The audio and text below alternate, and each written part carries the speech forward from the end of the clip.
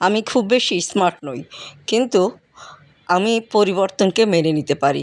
পরিবর্তনকে বা সময়ের সাথে সাথে যতটুকু নিজেকে খাপ খাইয়ে নেওয়া যায়, আমি ততটুকুই নিজেকে পরিবর্তন করার চেষ্টা করি। তো হ্যালো ভিউয়ার্স, আসসালামু আলাইকুম। আমি নীলা আপনাদের সবাইকে ওয়েলকাম করছি নতুন আরেকটা ব্লগ ভিডিওতে।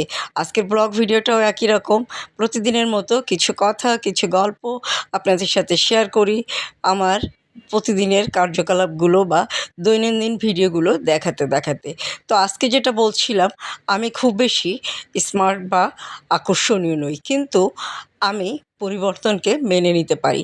যে কোনো পরিবর্তনকে আমার মেনে নেওয়ার মানসিকতা সবসময় রেডি থাকে।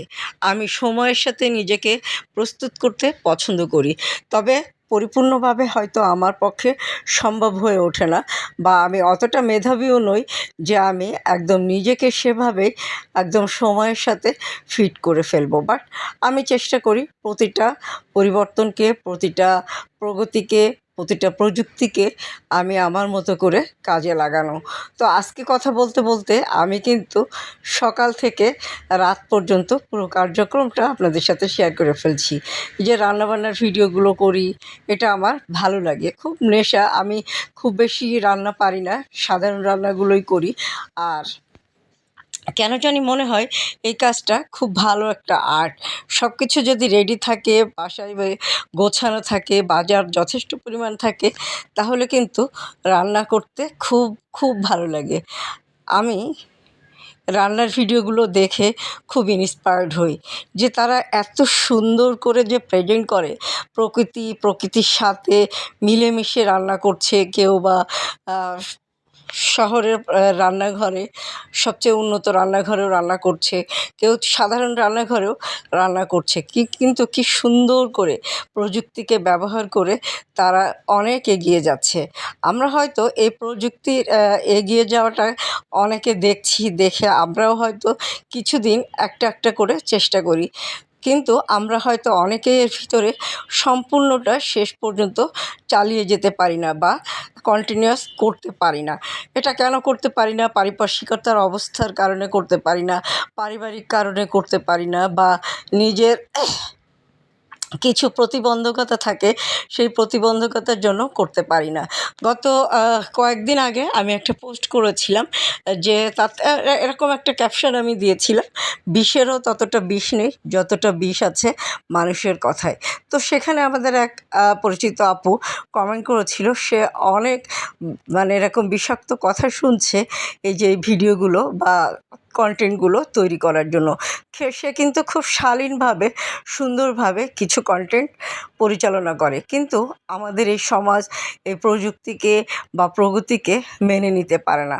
আর যদি তারা হয় একটু সংস্কারযুক্ত, তাহলে তো কোনো কথাই নেই। সংস্কারমুক্ত মানুষ এখন পাওয়া যায় না বললেই চলে। বেশিরভাগ সবই সংস্কারকে আঁকড়ে রাখতে চায়, বা কুসংস্কারচ্ছন্ন বেশি অনেকেই আছে, সমালোচনা করতেও পছন্দ করে। কিন্তু আসলে এই সমালোচনাগুলো এড়িয়ে কাজ করে যাওয়া, প্রযুক্তির সাথে মিলিয়ে কাজ করা, নিজেকে পরিবর্তন করা, সময়ের সাথে মিলিয়ে কাজ করা, এটা ধরে রাখা অনেক চ্যালেঞ্জিং একটা বিষয়। তো এই চ্যালেঞ্জিং বিষয়টা আমরা সবাই শেষ পর্যন্ত পারি না, যার কারণে আমরা হয়তো অনেকটা পিছিয়ে যাই। অনেকের ভিতরে অনেক সুপ্ত প্রতিভা আছে।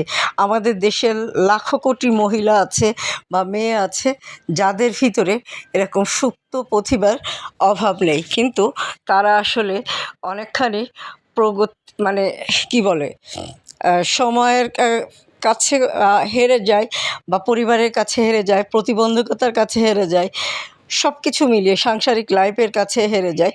তখন কিন্তু তারা আগাতে পারে না। তো কী আর করা, কেউ হয়তো এর ভিতর দিয়ে বেরিয়ে আসবে, কেউ হয়তো বা বের হতে পারবে না, কেউ হয়তো মাঝ পথে যেয়ে শ্বাসপাস করবে বা হাঁসফাঁস করবে, দম আটকে যাবে। ঠিক আমি যে মুহূর্তে আছি, আমি মানে সব কিছু মিলিয়ে কেমন যেন একটা হসপস পরিবেশের ভিতরে আছি। আমি অনেক দিন থেকেই চেষ্টা করছি এই পরিবেশ থেকে একটা সুন্দর পরিবেশ তৈরি করা। আমি সবাইকে নিয়ে থাকতে চাই। আমার পরিবার বলেন, আমার পরিবারের কে থাকে, স্বামী, সন্তান, সংসার থাকে বাবা মা ভাই বোন আত্মীয় স্বজন পরিবার পরিজন অনেকেই থাকে আপনজন, যাকে মানে আমি সব কিছু নিয়েই আমি একটু ভালো থাকতে চাই, কিন্তু আমার এই ভালো থাকাটা সবাই হয়তো ভালোভাবেও নিতে পারে না। কেননা আমি যেভাবে আমার মেন্টালিটিকে ক্যারি করি, আমার মেন্টালিটিকে অন্যরা হয়তো সেভাবে ক্যারি করে না। তো যাই হোক, কী আর করা, যদি পারি চেষ্টা করে যাব, যদি না পারি তারপরেও চেষ্টা করব। আর আমার কিন্তু সুন্দর সুন্দর শাড়ি পরতে খুব ভালো লাগে, সুন্দর শাড়ি পরে ছবি তুলতে আরও বেশি ভালো লাগে, খুব হালকা সাজতে আমার খুব ভালো লাগে, এবং আমি একটু কমফোর্টেবল ড্রেস পরতে বা কমফোর্টেবল পোশাকগুলো পরতে পছন্দ করি। যেগুলো পরে আমি আসলে নিজে কমফোর্ট ফিল করি না, সেগুলো আমার বিক্রি করতেও ইচ্ছা করে না। তো বুঝতেই পারছেন, আপনারা আমার পেজে একেবারে কমফোর্টেবল কিছু প্রোডাক্ট পেয়ে যাবেন, বিশেষ করে হাতের কাজের শাড়িগুলো। তো সুন্দর এই শাড়িগুলো নিতে গেলে অবশ্যই আমার পেজের সাথে থাকবেন।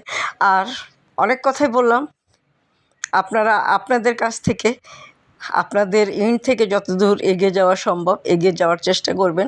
যারা এগিয়ে যেতে পারবেন না তারা পরিবারের গণ্ডির ভিতরেই ভালো থাকার চেষ্টা করবেন। তো আজকে এই পর্যন্ত। আল্লাহ হাফেজ। আসসালামু আলাইকুম।